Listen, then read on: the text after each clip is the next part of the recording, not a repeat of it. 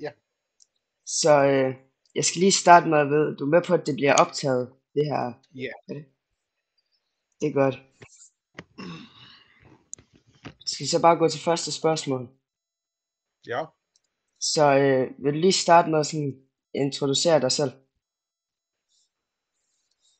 Ej, det ved jeg ikke om nødvendigt. Altså, de fleste ved, hvem jeg er, ikke? Jo, det tænker jeg, men hvis du bare kunne sige dit navn. Og Jeg er Rasmus Paludan, jeg er advokat, og så er jeg partileder for Stram Kurs. mange tak. Så hvad hedder det nu? Hvordan tror du, det bidrager den danske befolkning, når du brænder koraner af? Ja, det bidrager jo rigtig, rigtig meget på den måde, at der er, efter min opfattelse, en stor konflikt mellem den måde, som folk fra muslimske lande gerne vil leve på, og den måde, som danskere gerne vil leve på.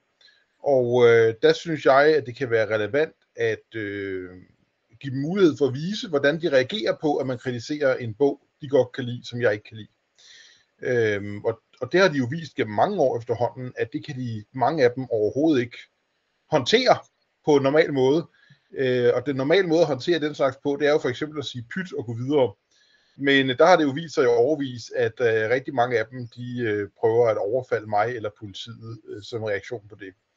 Så det er et stort bidrag, men desuden så er jeg sådan set også en opfattelse, at det, at politikere og samfundsdebattører ytrer deres mening og på den måde deltager i den offentlige debat, det generelt må anses som et bidrag. Så når jeg er modstander af det, der står i Koranen, og jeg viser det blandt andet ved at brænde en koran af, men så sandelig også på mange andre måder, så synes jeg, det er et bidrag til demokratiet.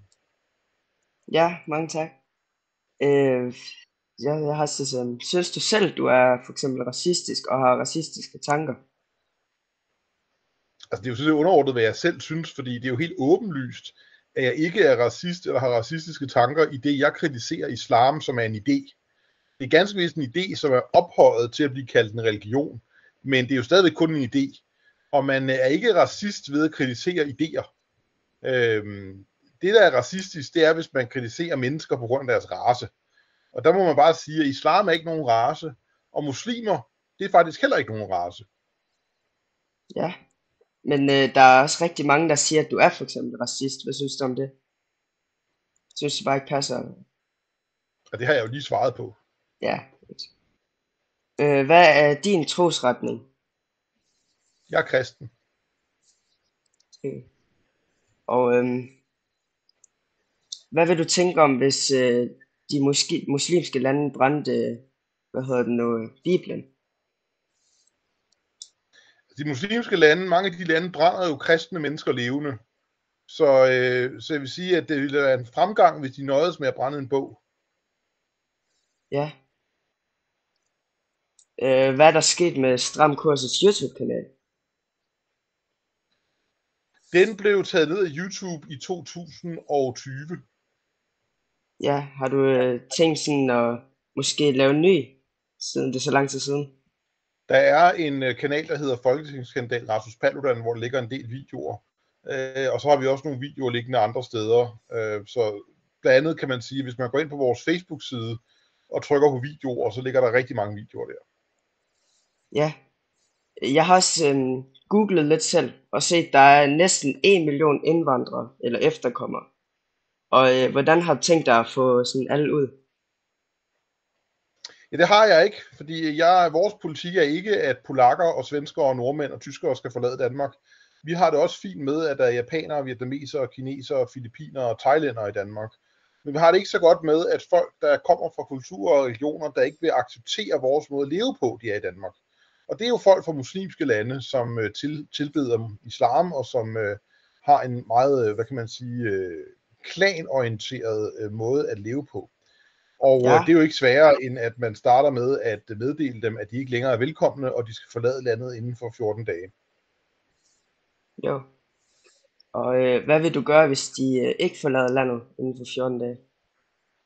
Jamen det er jo det samme, som man altid gør, at så bliver de efterlyst af politiet, og så på et tidspunkt, så henter politiet dem, når de finder dem, og sætter dem på et fly, og så bliver de fløjet tilbage. Jo.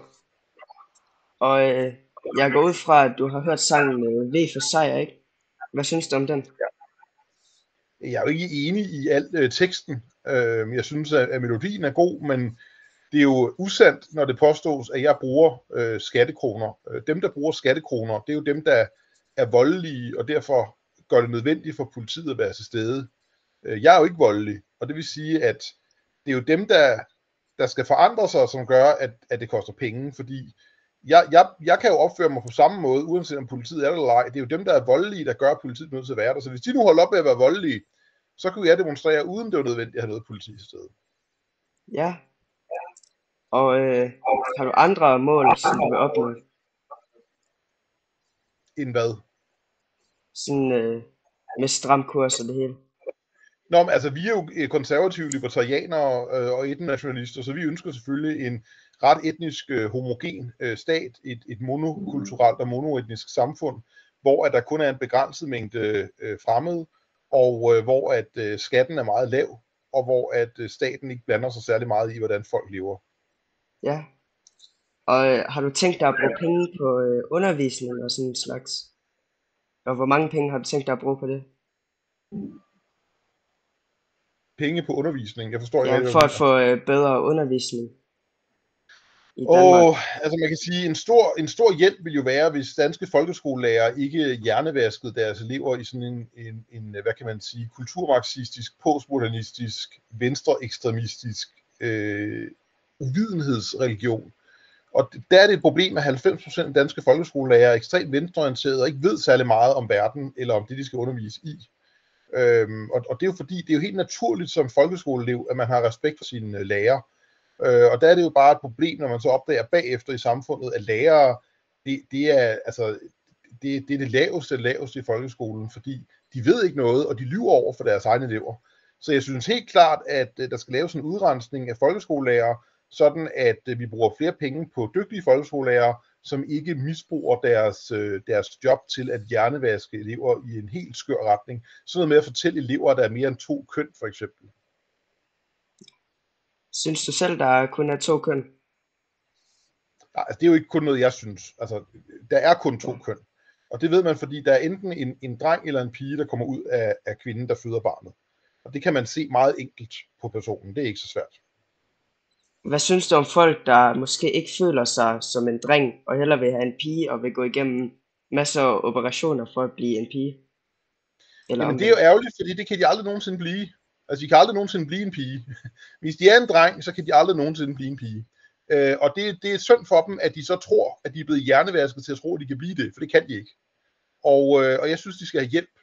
Altså, jeg synes, de skal have psykologisk hjælp og noget undervisning i, hvordan deres køn er, og at det må de bare affinde sig med. Det er jo sådan en kendt kristen indstilling, at Gud skal give mig styrke til at forandre de ting, jeg kan forandre, og styrke til at acceptere de ting, jeg ikke kan forandre. Ja, så det var det, jeg havde for i dag. Tak for at... Så må du have en god søndag og en god jul. Ja, det må jeg godt også næste år. Tak. Så, Hej. hej.